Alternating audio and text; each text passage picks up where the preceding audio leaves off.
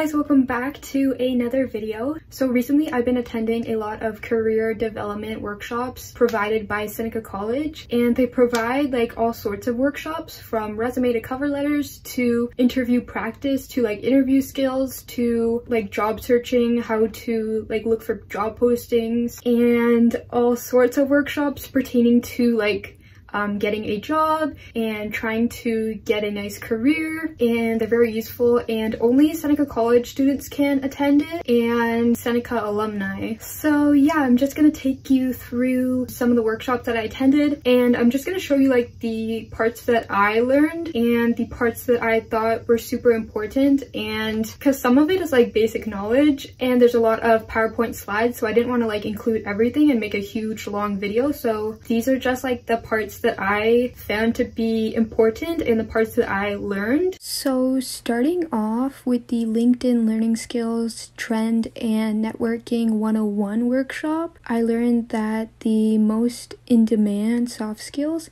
the top 3 are creativity, persuasion, and collaboration, and some most in-demand hard skills are video production, business analysis, and analytical reasoning. And then for a LinkedIn profile photo tip, they said to be alone, so nobody else in the background, to be shoulders up, and to have a neutral background, and to wear professional like business attire. And then something that I found interesting was that you can have a personalized URL, and it just makes you seem more professional on LinkedIn. I know they have this for YouTube, but I didn't know that they had it for LinkedIn, so this really intrigued me, and it just goes over how you can have a customized URL. So the second workshop I attended was the networking skills, and so it just went over who you can network with and also where to network. So some that I would recommend is Eventbrite and Meetup, and some networking tips are to always ask for a business card and to always provide a business card, so always have some handy, and to have a brief introduction of yourself ready in your mind and what you're gonna like say, and to always write down the person's name on the business card as soon as you get it so you don't forget what their name was. The next workshop I attended was job search, and these are some job search sites. I wouldn't recommend Monster. I don't think that's like really professional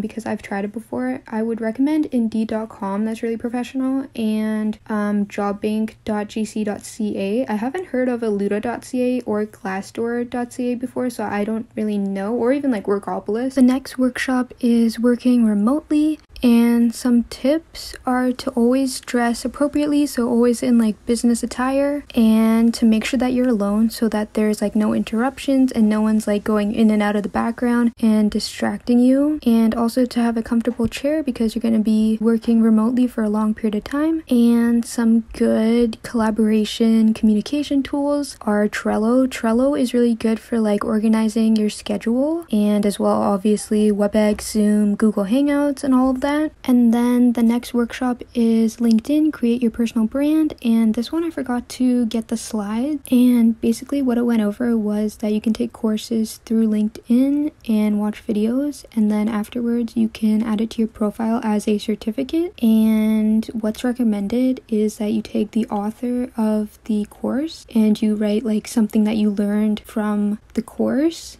and you repost it on your own profile. And it's good to have 5 to 10 courses that you've done, or 5 to 10 articles. There's also articles on LinkedIn. And it was also recommended to put in under your education on your LinkedIn profile to include school clubs, and under work experience to have like 3 to 4 bullet points on how you can add value to a particular role. And when you put courses on your LinkedIn profile, to also put workshops that you attended at college, highlight projects submitted to your professor, put the Seneca Leadership Program if you attended it, and also Seneca Career Workshops. Next is the Career Planning Workshop. For this workshop, I basically found useful just the job searching websites like JobBank, Ontario Labor Market, and in case if you sent in your resume and you're waiting for a reply, to know that it's okay to ask where they are in the process of screening. The next workshop is interview skills. After the interview, always ask for a business card so that you can send them a thank you note. And always make sure to ask at least 3 questions at the end so it looks like you're interested. For virtual interviews, always familiarize yourself with whatever like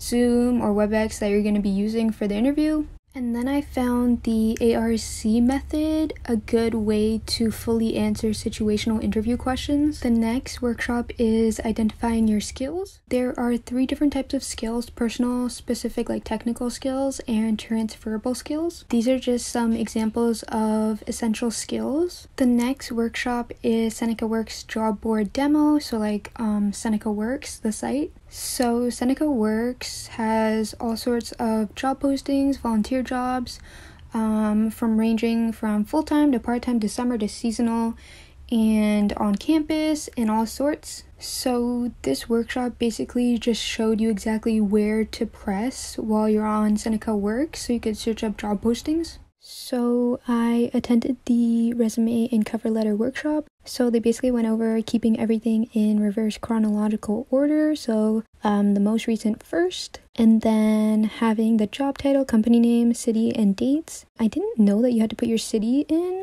so I learned that. And then also to avoid using the word I, and I think my last resume I used I a lot, so that's a little bit of an eye-opener. And then under work experience, I learned that you can use the acronyms CAR and AOR to better write out your work experience, but in a concise way. And then this is just an example of them using these acronyms. And then this kind of breaks it down further. And they also went over resume style. So chronological is the most preferred, and combination, and then functional. And then also they went over applicant tracking software. So there's a software that goes over like a lot of resumes, and they basically just like scan your resume for keywords. And it's important to have keywords that are on the job posting in your resume when you're applying for the job.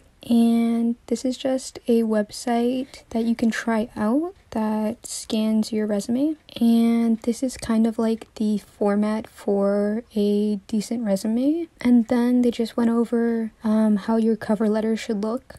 And these are some resume do's and don'ts. And then the next workshop I attended was the virtual reality demo for practice interviews. And this one was pretty interesting. They used Instage, and you can also use it, and it's basically just a simulation of a interview, and they ask you questions, and they also give you like the results of that interview. So after like you take the interview, they give you results, so it's like the duration and the like your volume as well, and then your pace, and if you're using filler words, and they graph it for you, which is awesome. And the last workshop that I attended was the disclosure and accommodations session. Basically, they talked about a website called discoverability.network where people with disabilities can look for jobs on. And they just went over different types of disabilities, so physical, learning disabilities, mental health, cognitive, intellectual, or developmental. And they went over what disclosure is. And basically, it is just accommodations that you'll need to perform your job. So basically, they said only to disclose if it relates to your job and you might need modifications of like certain tasks. And they told us to disclose only to like a manager or the HR representative, since they are required to keep it like confidential.